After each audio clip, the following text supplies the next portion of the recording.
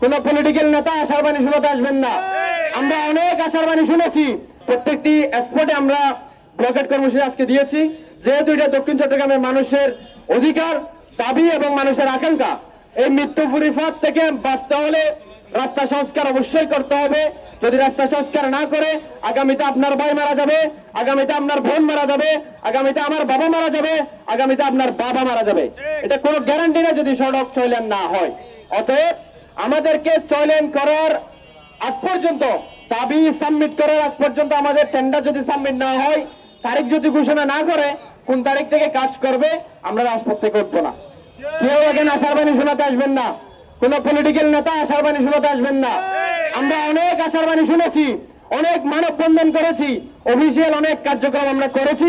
সর্বশেষ আশার বাণী শুনতে শুনতে আমাদের কর্ণপাত, আপনাদের কারো কর্ণপাত হয়নি। অতএব আপনারা দয়া করে আমাদেরকে আশার বাণী শোনাতে আসবেন না।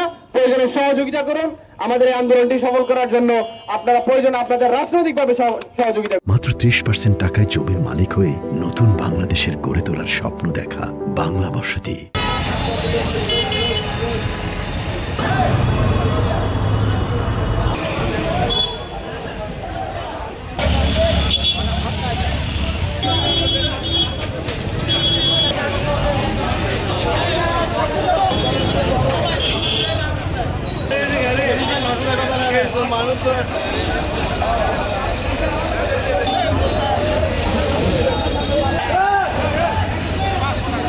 হ্যালো হ্যালো হ্যালো, বিসমিল্লাহির রহমানির রহিম।